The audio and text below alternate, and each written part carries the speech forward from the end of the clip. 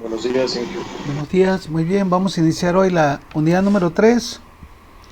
En esta unidad vamos a analizar, ¿verdad? Vamos a estudiar la respuesta dinámica que tienen los sistemas de control. Bueno, la, lo que vamos a hacer en esta unidad es analizar la respuesta que presentan los sistemas de primer orden y segundo orden. Nosotros nos vamos a dar cuenta que un sistema de control, ¿verdad? La respuesta que tiene se va a dividir en dos partes: la respuesta transitoria y la respuesta de estado estable o de régimen permanente. Aquí, como podemos observar en la figura, la respuesta transitoria es aquella que se presenta en los primeros instantes de tiempo, que dependiendo del tipo de sistema puede durar algunos cuantos microsegundos, milisegundos, segundos o minutos. Si en el caso de un sistema de control de temperatura, pues sabemos que es un poco más lento, ¿eh? Entonces ahí puede durar quizás algunos minutos, pero en algunos otros hablamos a veces de microsegundos, milisegundos o segundos, como es el arranque de un motor. Bueno, entonces nosotros en esta unidad vamos a analizar cómo responden los sistemas de primer orden para empezar ante diferentes entradas de prueba. Aquí vamos a ver dos entradas de prueba, que es el escalón unitario y la rampa unitaria. Vamos a estar trabajando nuevamente con transformadas de Laplace, así que es muy importante que ustedes tengan a la mano sus tablas de transformadas de Laplace, porque ahorita vamos a estar utilizando transformada inversa para sacar la respuesta, como van a ver a continuación. Bueno, entonces, en primer lugar vamos a analizar los sistemas de primer orden. Dice, considere el sistema de primer orden que se muestra en la figura. Aquí podemos ver que tiene su entrada RDS, su salida, su retroalimentación. Y está, ¿verdad? Los sistemas de primer orden, como hemos comentado, son los más sencillos. Hemos comentado nosotros que a medida de que crece el orden del sistema, crece también la complejidad del mismo. Entonces los sistemas de primer orden son los más papitas, los más pichones, ¿verdad? Pero dentro de ellos físicamente puede haber sistemas térmicos de nivel, circuitos RC, sistemas mecánicos, resorte y amortiguador. Todos ellos llegan, ¿verdad?, a tener una función de transferencia de un sistema de primer orden. Aquí vamos a trabajar con esta nomenclatura. Ya de antemano nosotros sabemos que CDS se utiliza para designar a la señal de salida, RDS para designar a la señal de entrada o referencia, y TDS viene siendo la constante de tiempo del sistema. Bueno, ¿qué es la constante de tiempo del sistema? Quizás ustedes ya lo hayan visto cuando vieron circuitos DCD o circuitos DCA, ¿verdad? La constante de tiempo es un parámetro que nos indica la velocidad de cómo responde un sistema. Ahorita lo vamos a ver en detalle ya cuando saquemos la gráfica de ante la respuesta, ¿verdad?, a una entrada determinada de este sistema de primer orden. Entonces, lo que vamos a hacer aquí a continuación es obtener precisamente la función de transferencia de lazo cerrado. Es un sistema muy simple. Vamos a aplicar la regla número 13, y al aplicar la regla número 13 resulta, ¿verdad?, que la función de transferencia es la que aparece aquí en la ecuación 3.1. Aquí está G1 entre 1 más G1 por G2, pero como la retroalimentación es unitaria, pues G2 vale 1. Es la regla 13, ya la hemos aplicado en diferentes ocasiones, por eso me voy un poquito más rápido. Una vez que ya hemos obtenido la función de transferencia del sistema de primer orden, dice, procedemos a analizar el comportamiento de la salida. Ahora quiero saber cómo se comporta la salida para diferentes entradas de prueba. Vamos a analizarlo mediante dos entradas de prueba. Y lo que vamos a estudiar primeramente es la respuesta al escalón unitario. Dice, enseguida analizaremos la respuesta, el comportamiento, ¿verdad?, de la salida del sistema de primer orden cuando se le aplica una entrada de escalón unitario. La entrada de escalón unitario, ustedes lo pueden ver ahí en sus tablas. Cuando empezamos a ver esto, aquí está, señal escalón unitario es 1, ¿verdad? Se acostumbra a ponerlo así, aunque el 1 puede ser 100, 120, dependiendo. Por ejemplo, si se tratase, fíjense bien, de un motor de corriente directa, como los que tienen ahí en la escuela, no sé si cuando llevaron máquinas eléctricas hicieron prácticas con ellos, y que súbitamente les metemos los 120 volts DC, pues se trataría de una entrada escalón, ¿sí? Aquí se le llama unitario porque la magnitud es 1, pero puede ser, les digo, cualquier magnitud. Entonces, la gráfica para esta señal, escalón unitario, sería esto, donde súbitamente se le aplica al sistema una magnitud, una señal. En este caso es 1, pero puede ser cualquier magnitud. Y en el dominio de la frecuencia, o sea, la transformada de Laplace de esto, aquí lo podemos ver, ¿verdad? La transformada de Laplace de 1, pues sería 1 sobre S. Por eso aparece aquí la entrada, ¿verdad? Ya sea en el dominio del tiempo o bien en el dominio de la frecuencia, ya transformada por Laplace. Bueno, aquí tenemos la gráfica de la señal de entrada, el escalón unitario. Y lo que vamos a hacer para obtener la respuesta, acuérdense que decíamos que una de las cosas importantes de obtener la función de transferencia es que una vez que tenemos la función de transferencia del sistema, nosotros podemos investigar cómo se comporta la salida para diferentes tipos de entrada. Entonces de la ecuación 3.1 vamos a despejar la ecuación de salida. Esta es la ecuación, la 3.1, acá está, ¿verdad? RDS pasaría como multiplicando, ya que está dividiendo pasaría multiplicando. Esta ecuación es la que vamos a utilizar para sustituir a continuación la señal de entrada, que en este caso va a ser una señal, dijimos, escalón unitario. Es una señal, de todas las que vamos a ver, es la más súbita. Es una de las señales de prueba por excelencia porque súbitamente se le aplica al sistema una señal de una magnitud, de una cierta magnitud, y ahí se mantiene, no se le quita. No va poco a poco, de manera gradual, sino que súbitamente se le aplica esa magnitud. Bueno, dice, a continuación se sustituye el valor de la señal de entrada. Ya vimos que RDS es igual a ¿quién? A 1 sobre S. Y nos quedaría entonces, sustituyendo esto, nos quedaría así. Vamos a reacomodar términos, ¿verdad? Y esto nos quedaría de la forma siguiente. Ahora, lo que a mí me interesa es analizar cómo se comporta la salida de mi sistema. Ahora para ello pues tenemos que utilizar, dice, transformada inversa de Laplace. Para obtener la respuesta del sistema de primer orden ante una entrada de escalón unitario en el dominio del tiempo, a continuación aplicamos transformada inversa de Laplace. Es decir, vamos a ver cuál de estas fórmulas vamos a emplear para poder llegar acá, ¿verdad? Ahora vamos a fijarnos del lado derecho y cuando aplicamos transformada inversa de Laplace obtenemos lo que está en esta columna de la izquierda. Entonces, esto quedaría de la manera siguiente. Me quedaría la transformada inversa de Laplace de CDS va a ser igual a ¿quién? A la transformada inversa de Laplace de todo lo que está en el lado derecho de la ecuación para que no se altere. Ok, acá nosotros sabemos que cuando transformamos por la transformada inversa de Laplace de esta función, ¿a qué es igual? Pues es la misma función, pero en el dominio del tiempo. Ya se tiene que escribir en minúsculas. Es decir, la transformada inversa de Laplace de CDS pues sería simplemente ¿quién? CDT, ¿ok? Entonces aquí tenemos esto aquí. Me voy rápido, ahí viene la explicación, todo esto que tienen ustedes que ver. Aquí me voy un poquito más rápido. La transformada inversa de Laplace de CDS pues sería simplemente CDT, así como está aquí, ¿verdad? Aquí, si yo aplico transformada inversa a lo que está del lado derecho, voy a obtener lo que tengo en el lado izquierdo, ¿ok? Y ahora me queda esto. Con esto es donde vamos a empezar a trabajar. Tenemos que ver qué fórmula vamos a aplicar para poder obtener la transformada inversa de esta función. Entonces, dice, una vez hecho lo anterior, procedemos a llevar a cabo la transformada inversa de Laplace del término del lado derecho. Para ello utilizamos, ¿qué fórmula? Aquí dice la fórmula 14. Vamos a ver si es cierto que se ajusta la fórmula 14, ¿verdad? La ecuación que tengo es una variable multiplicada por un binomio en S. Pero observen ahí, aquí hay alguna fórmula que se parezca directamente, pues como tal no la hay, pero se parece, se asemeja aquí en la fórmula 14. No sé si cuando llevaron transformada de Laplace o transformada inversa, ustedes vieron que tenían que ajustarse la ecuación para que pudiéramos utilizar las tablas. Entonces la fórmula 14 dice que la transformada inversa de Laplace de esto es igual a ¿quién? A esto. Pero para que yo pueda aplicar esta fórmula, la expresión debe de quedar así como está.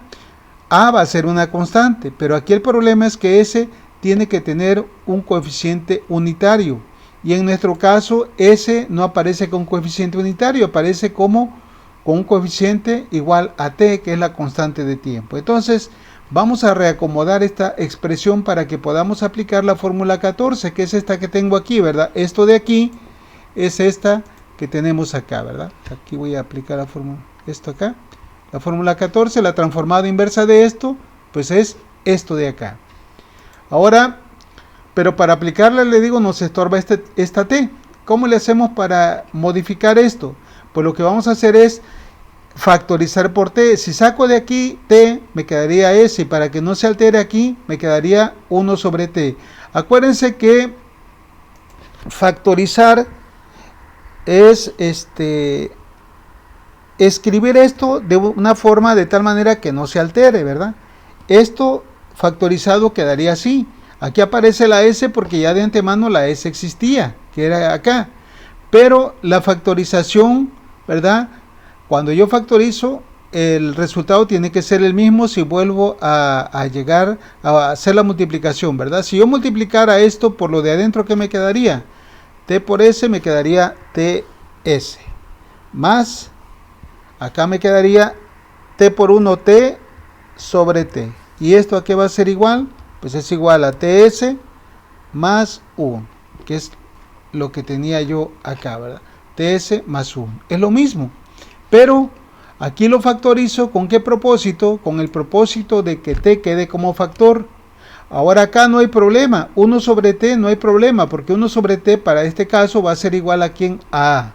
Entonces, dice, como se mencionó anteriormente, t es la constante de tiempo, por lo cual se saca fuera del proceso. Es una constante y hemos comentado que cuando integramos, derivamos, transformamos, las constantes las debemos de sacar fuera para que no nos causen ruido. Entonces ahora sí, si saco a t fuera, ¿verdad? Me quedaría 1 sobre t por la transformada inversa de 1 entre s por s que multiplica a 1 sobre t. Ahora observen la ecuación que tengo con lo que marca la fórmula número 14.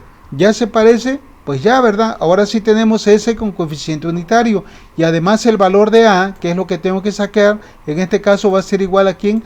A 1 sobre T. Aquí dice, ahora sí el término del lado derecho está listo para poder aplicar la fórmula 14. Entonces dice, aplicando la fórmula 14, la fórmula correspondiente se obtiene el siguiente resultado. Hay que observar, dice que para este caso la constante A, por analogía se obtiene, ¿verdad? Es igual a ¿quién? A 1 sobre T.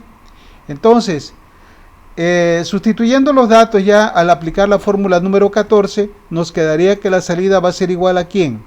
Tenemos que aplicar esta fórmula, ¿verdad? Ya del lado izquierdo ya sabemos que C de T es igual a ¿quién? 1 sobre T, que es el factor que dejamos acá, y ahora aplicamos transformada inversa a esta parte de aquí. Aquí, ¿sí? ¿Cómo sería igual? ¿A qué sería igual? Pues dice que es igual a 1 sobre T. Perdón, a 1 sobre A, pero A es 1 sobre T, que multiplica a ¿quién? A 1 menos A a la T, pero como A es igual a 1 sobre T, esto quedaría así, a ver, lo más propio sería así, menos 1 sobre T por T. Y ahí tenemos ya entonces, ¿verdad? La transformada inversa de Laplace de este sistema de primer orden cuando se le aplica una entrada escalón unitario. Aquí podemos ver que esta t con esta t se hace igual a 1 y entonces simplificando los términos, acá arriba me va a quedar 1, afuera 1 y acá 1, 1 por 1, 1, de tal manera que la salida simplemente va a ser igual a ¿quién? A 1 menos e a la menos 1 sobre t por t.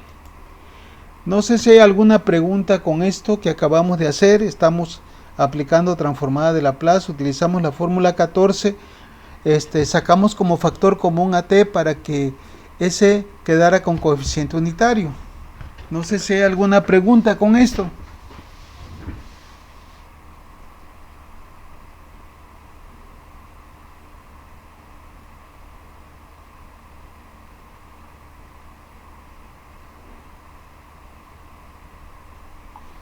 Bueno, parece que no, ¿verdad?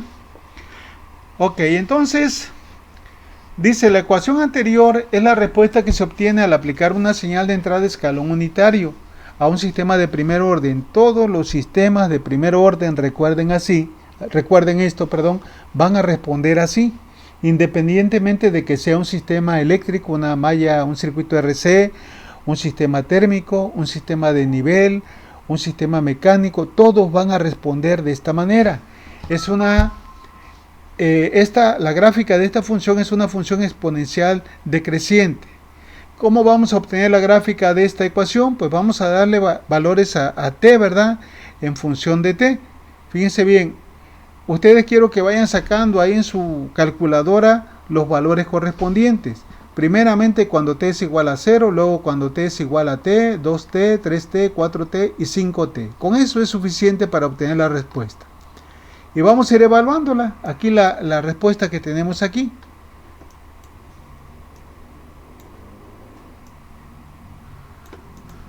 A ver. Ahí está. Es que luego se mueve esto. Aquí tengo la respuesta para que se pueda ver mejor. Acá la voy a colocar.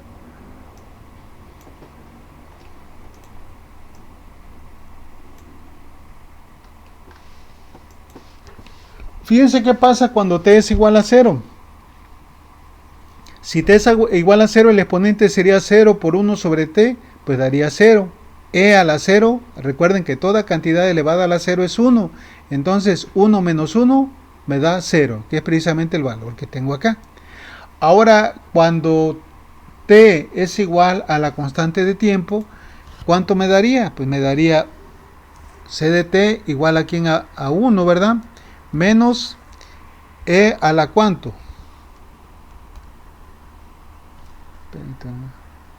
Sería a la menos t minúscula, a la menos t minúscula. A la 1 sobre, sobre t, ¿por quién? Por t. ¿Ok? Así quedaría. Sustituimos el valor de t minúscula por t.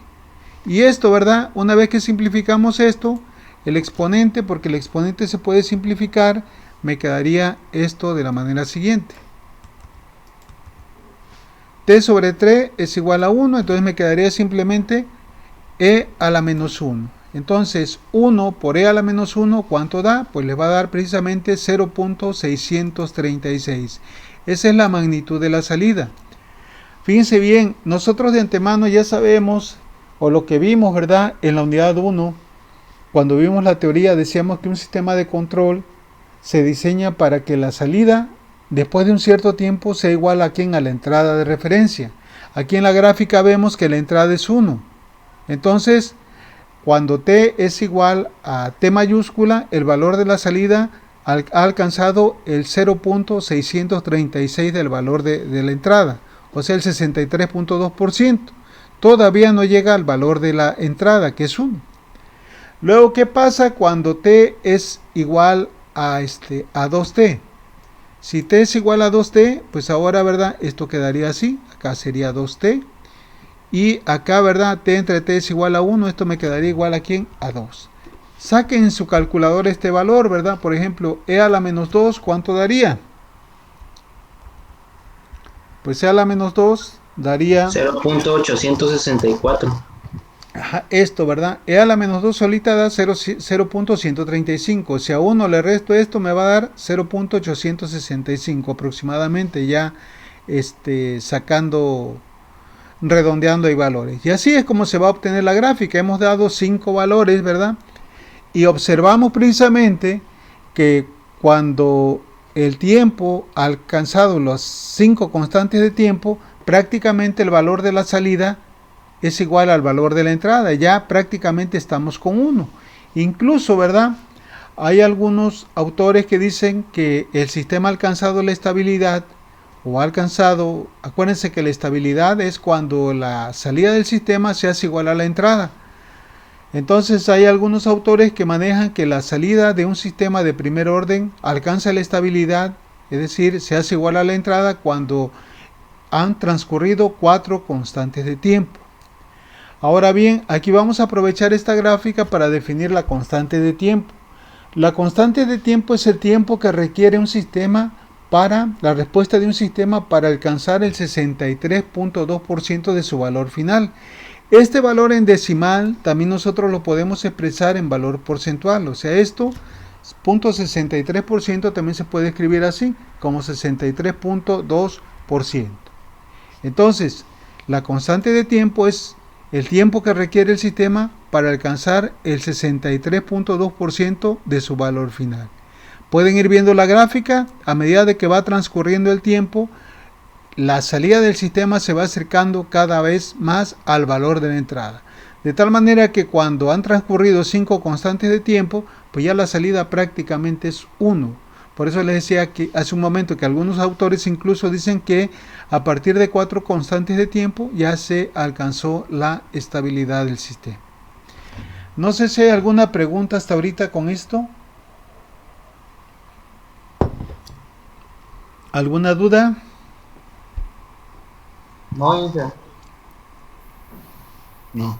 Dice, como podemos observar el comportamiento de la curva de respuesta, es que después de un cierto tiempo ha alcanzado la estabilidad. Ya lo veíamos ahí, ¿verdad? Porque la salida se hace igual a ¿quién? A la entrada de referencia. Entonces se dice que se alcanza la estabilidad cuando la magnitud de la curva de respuesta es igual a 1, por el hecho de que la magnitud de la señal de entrada es 1. Esto se logra aproximadamente después de transcurridos 5 constantes de tiempo, como veíamos aquí, ¿verdad? En la curva de respuesta. Y aquí en valor, ¿verdad? Vemos que cuando t es igual a 5 tau es igual a 0.99. También se observa, dice que no existe error de estado estable. Aquí hay algo importante, ¿verdad? Que es necesario analizar. Nosotros veíamos al inicio, ¿verdad? Que la respuesta de un sistema de control se va a dividir en 2 partes, como veíamos aquí. Me voy a regresar a esta parte, en la primera gráfica que vimos. Esta respuesta de un sistema dinámico se divide en 2, la respuesta transitoria y la respuesta de estado estable. La transitoria es aquella, ¿verdad?, que se presenta antes de que el sistema haya alcanzado ya la estabilidad, es decir, antes de que la salida se haga igual a la entrada. Porque ya una vez que la salida se hizo igual a la entrada, a partir de ahí empieza la respuesta de estado estable o de régimen permanente. Entonces, aquí ustedes pueden observar en esta curva que sacamos, la respuesta transitoria empezaría a partir de 0 hasta aproximadamente 5 o 6t. Ya después de aquí para acá empieza la respuesta de estado estable. Si ustedes le empiezan a dar más valores a t, por decir 10t, prácticamente esto ya va a ser 1. Pero a partir de 5 ya se considera que el sistema se ha estabilizado y a partir de aquí ya se considera una respuesta de estado estable. Pero nos vamos a dar cuenta que hay sistemas donde la respuesta, ¿verdad?, la salida del sistema no se hace igual a la entrada, sino que hay una diferencia. Esa diferencia entre la salida y la entrada, después de que ha pasado mucho tiempo, ¿verdad? Porque aquí la salida después de 5 tau ya se hizo igual a la entrada, pero puede ser que el sistema ya se haya estabilizado y la salida nunca llegó a ser igual a la entrada. Entonces quiere decir que hay un error entre la magnitud de la salida y la entrada. Ese error se le llama error de estado estable, que es lo que mencionan aquí. También se observa, dice, que no existe error de estado estable. ¿Cómo podemos observar esto? Porque la señal de salida, la gráfica de color azul, es igual a ¿quién? A la gráfica de color rojo. Tienen la misma magnitud, 1.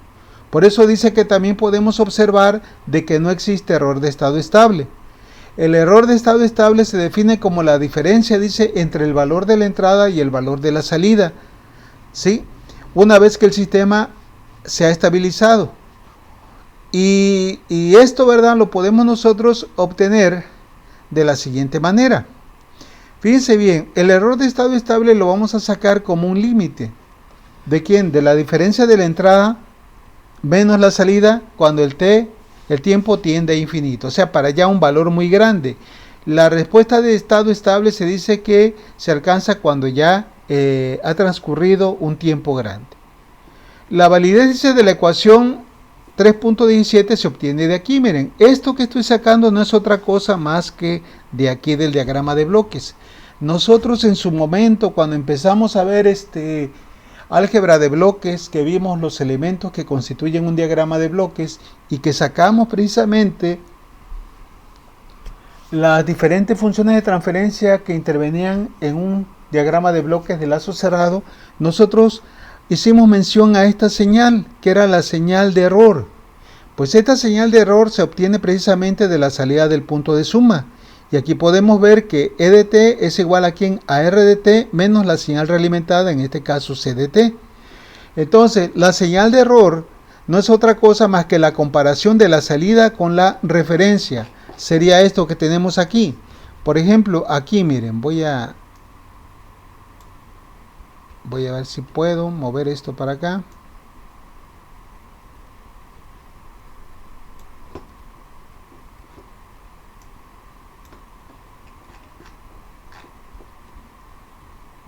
Quería hacerle un zoom a la gráfica, pero ya la perdí.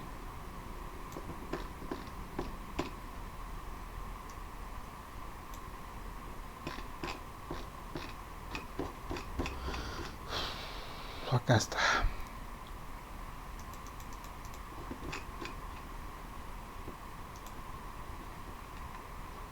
Observen la gráfica, por favor. Vamos a suponer que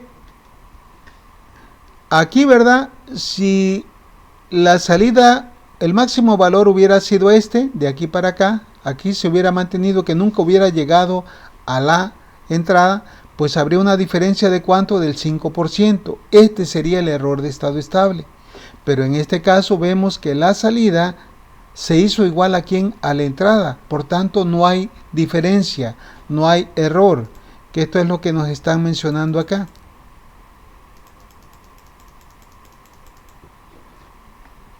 Acá. Bueno, entonces, a ver. Nosotros podemos aplicar la ecuación 3.8, que esta es la del error de estado estable, la que tenemos aquí, para verificar, para comprobar realmente que si hay error o no hay error. Entonces lo que tenemos que hacer simplemente es sustituir. R de t es la señal de referencia, la entrada en el tiempo, y C de t fue la señal que ya sacamos al aplicar la transformada inversa de Laplace, que es esta, la 3.7. Entonces vamos a obtener el error de estado estable de manera analítica. Nosotros ya lo vimos de manera gráfica. La entrada era el escalón unitario, que es 1, entonces quedaría R de t igual a 1, menos la señal de salida, que esto fue lo que nos dio la señal de salida. Entonces colocamos esto aquí. Al quitar los paréntesis vemos que este 1 con este 1 se hace 0. Y acá me quedaría menos por menos, me daría más. De tal manera que esto me quedaría de la manera siguiente. El límite de e a la menos 1 sobre t por t. Entonces, al evaluar esto, al sustituir t igual a infinito, acá me quedaría e a la menos 1 sobre t por infinito. Infinito multiplicado por cualquier cantidad da infinito. Y me quedaría simplemente e a la menos infinito. Pero e a la menos infinito, ¿a qué es igual? Es igual a 0. No sé si entiendan esto. Por ejemplo, E, ¿verdad? ¿Cuánto vale? E es la base de los logaritmos neperianos, que vale precisamente 2.7118 y ahí le van siguiendo. Ok. Pero fíjense bien, si yo tengo E a la 2, E al cuadrado, ¿qué pasa con el valor? Cada vez se va haciendo más chico. Si tengo E a la 10, ya es 4.54 por e a la menos 5. Si tengo e a la 100, cada vez se va haciendo más chico. Entonces imagínense, e a la menos infinito pues va a dar precisamente 0. Siempre toda cantidad elevada a la menos infinito va a dar 0. Entonces ya con esto demostramos precisamente que el error de estado estable que se obtiene en un sistema de primer orden cuando se le aplica una entrada de escalón unitario es 0. Porque la salida después de un cierto tiempo agarra el valor de la magnitud de la entrada. No sé si hay alguna duda, alguna pregunta con esto.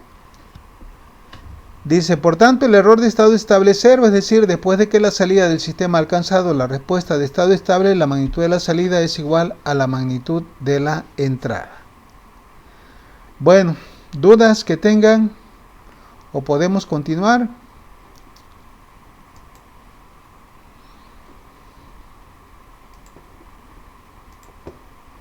No los escucho.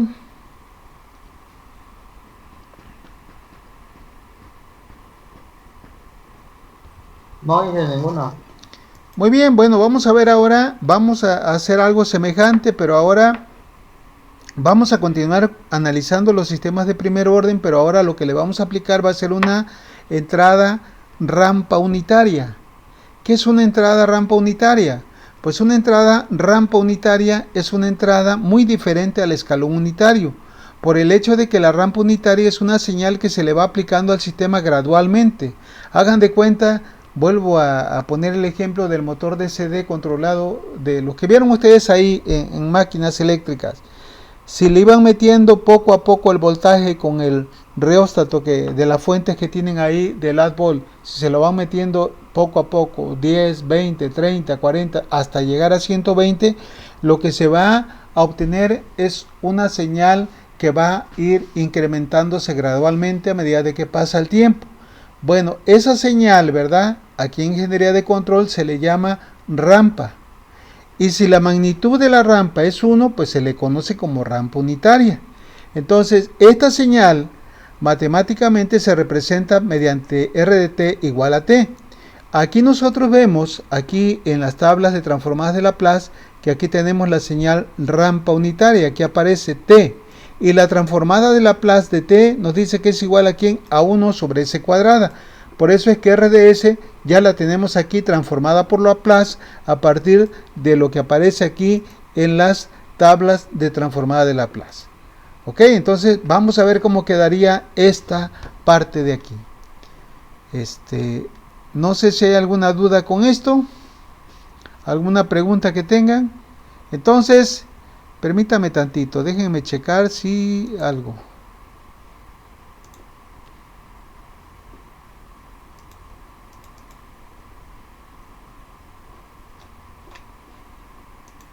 Ok, vamos a continuar.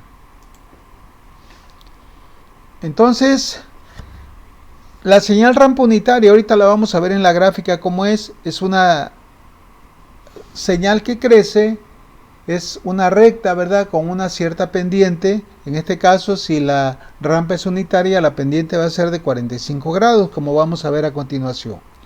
Entonces, lo que vamos a hacer es ahora obtener el valor de la salida del sistema de primer orden, pero cuando la entrada se trata ahora de una rampa unitaria, es decir, R de s la vamos a sustituir por 1 sobre s cuadrada, de tal manera que al sustituir y acomodar los términos nos quedaría como en la ecuación 3.11.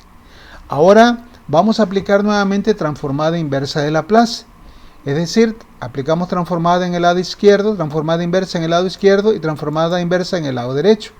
Ya sabemos que la transformada inversa de Laplace de c de s pues sería c de t. Y ahora acá, ¿verdad? ¿Cómo es que vamos a resolver esta transformada inversa de Laplace?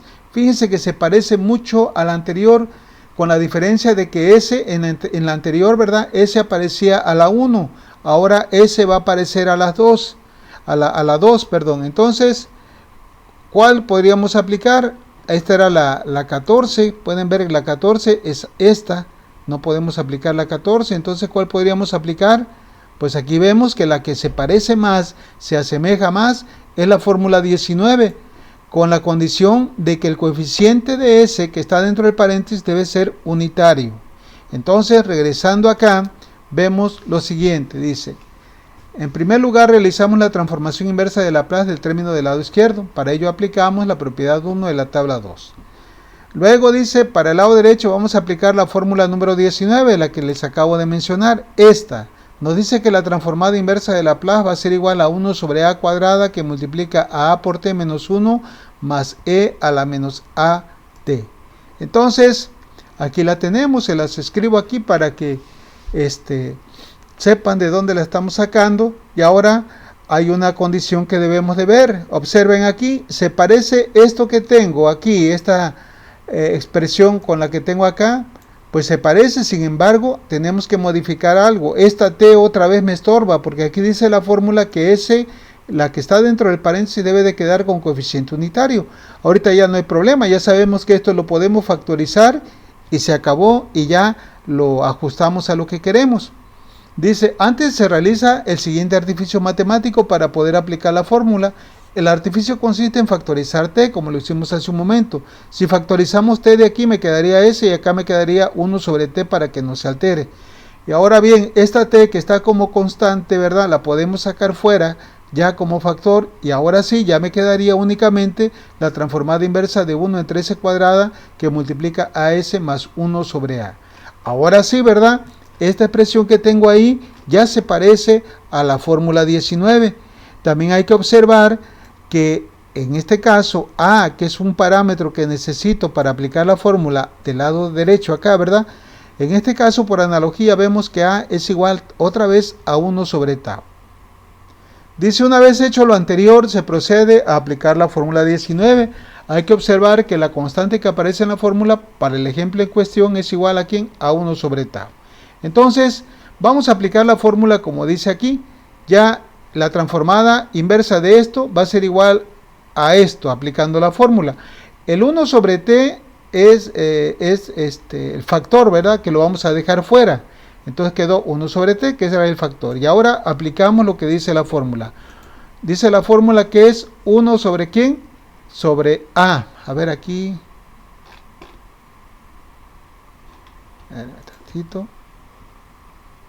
Es esta, la fórmula 19. Es 1 sobre A al cuadrado. Aquí me faltó algo. A ver.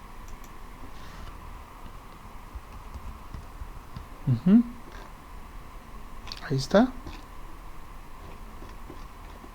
Y lógicamente, ¿verdad? Acá también. Ok. Chequen la fórmula.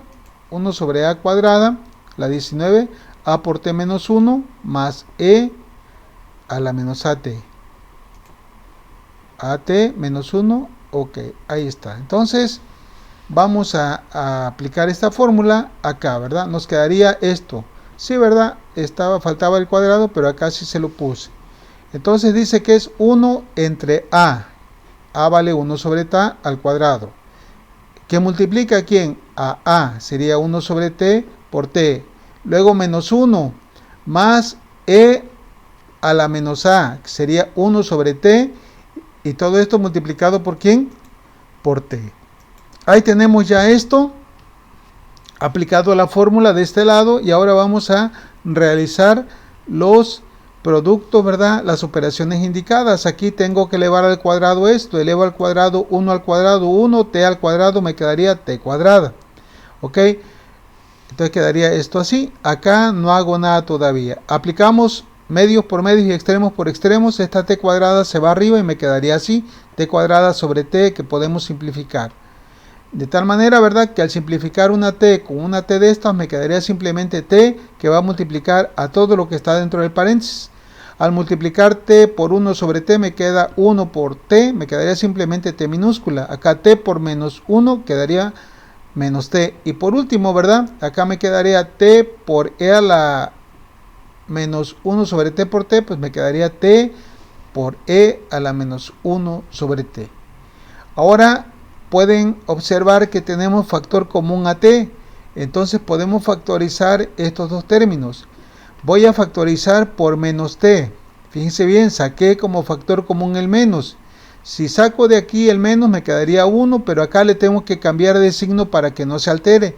De tal manera, ya vimos ahorita que cuando factorizamos no se debe de modificar la expresión original. ¿Y esto cómo lo puedo comprobar? Desarrollando el producto, ¿verdad? Menos T por 1 me quedaría menos T. Menos por menos me quedaría más T por E a la menos 1 sobre T por T. Ahí tenemos entonces finalmente la respuesta ahora de un sistema de primer orden cuando le aplicamos una entrada rampa unitaria. ¿Ok? Pueden ver que ahora es diferente. Bueno, lo que interesa aquí es ver cómo se comporta la gráfica. Y aquí nos vamos a dar cuenta, ¿verdad?, de la señal de entrada. En esta gráfica que aparece aquí estamos comparando nuevamente cuál es la entrada y cómo se comporta la salida. La entrada es R de T, que es la rampa unitaria. Una rampa unitaria es una línea recta con una pendiente de 45 grados que corta al eje Y en el origen, en 0. Pero vean ahora qué pasa con la señal de salida, cómo se va comportando. Pueden ver que la señal de salida no se comporta exactamente como la entrada. Hay cierta diferencia y esa diferencia se va acentuando a medida de que va transcurriendo el tiempo. Aquí, ¿verdad? Para obtener la gráfica de esta salida, nosotros le dimos valores a T desde 0, luego T, 2T, en función de la constante de tiempo. Y ahora, ¿cuánto vale la salida? Pues aquí, ¿verdad? Cuando t es igual a 0, pues me daría 0. Ya vimos que e a la 0 es igual a 1. 1 menos 1 me da 0. Multiplicada por t daría 0. O sea que la salida va a empezar a partir de 0 y va a tener esta evolución. Ahora quisiera que me ayudaran a calcular este valor cuando t es igual a t. Vamos a sustituir acá. Fíjense bien, aquí lo voy a hacer. Cuando t es igual a t, nos quedaría esto de la manera siguiente. Nos quedaría c de t va a ser igual a ¿quién? C de t va a ser igual a ¿quién? A t, pero t vale la constante de tiempo. Luego dice menos t, que es este valor, ¿sí? Que multiplica a 1 menos e a la ¿cuánto? A la menos 1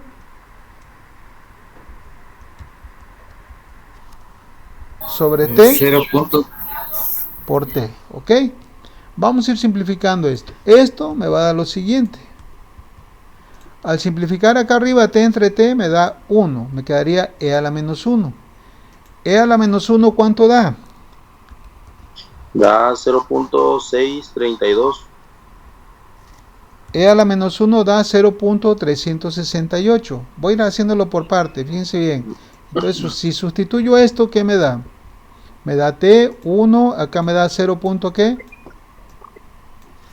0.368.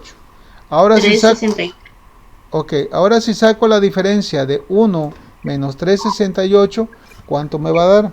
Me da 0.632. O sea que esto, ¿verdad? A ver, vamos a elevar esto tantito para allá, para que me dé chance. Esto me va quedando así. T, esto, ¿verdad? Lo quito de aquí. Y esto me da esto. Acá. Ahora, a 1 le quito menos 0.638. ¿Cuánto me va a dar? Pues finalmente me va a dar este valor que tengo aquí. ¿Sí me entienden? C de t finalmente tendría el valor de 1 a t menos 0.632t. Me va a dar un valor de ¿cuánto? 0.368t. Así es como se obtiene cada valor. Ustedes pueden darle ustedes valores a la variable t en términos de tau y de ahí van a ir sacando los valores que aparecen aquí. Entonces, observen por favor qué pasa. Cuando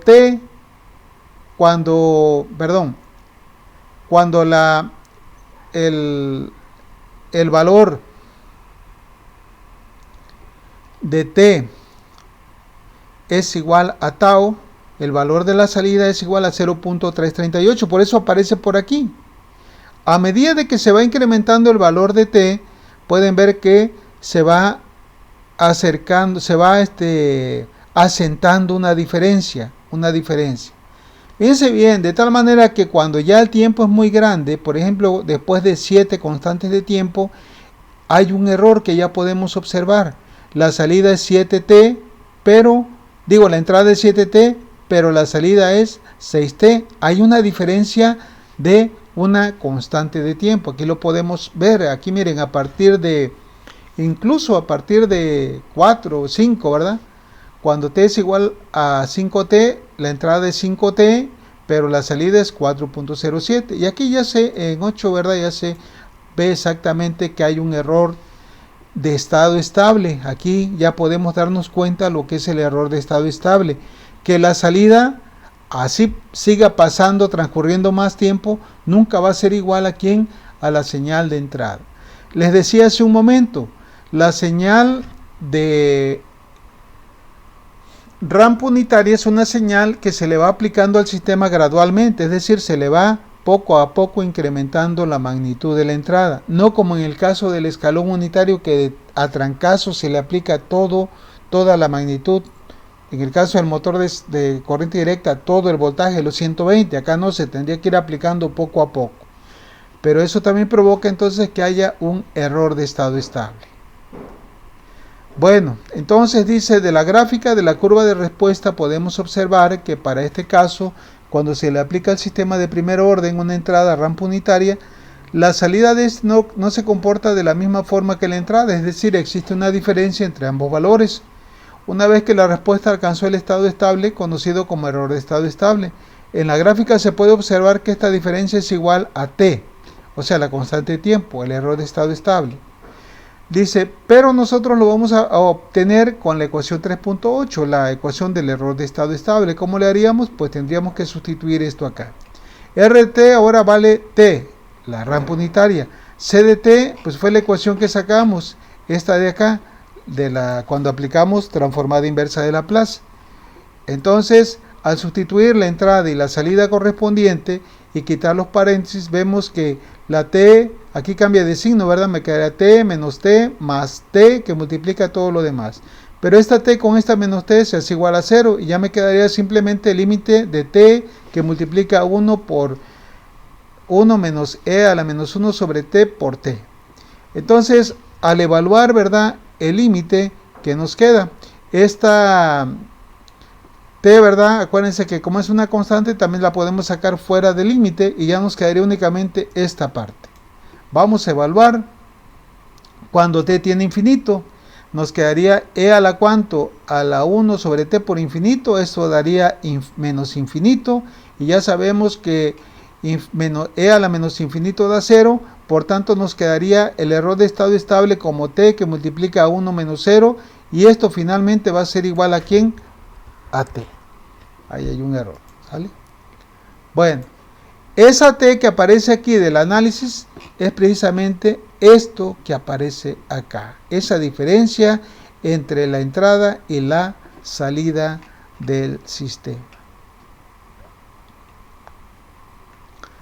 Bueno, el error de estado estable pues va a depender de la magnitud de la constante de tiempo. Entre más pequeña es la constante de tiempo, pues menor va a ser el error de estado estable. Los sistemas que tienen una constante de tiempo pequeña pues son sistemas electrónicos, eléctricos. En cambio los sistemas mecánicos o térmicos son aquellos que tienen una constante de tiempo mayor. Bueno, no sé si hay alguna pregunta con esto.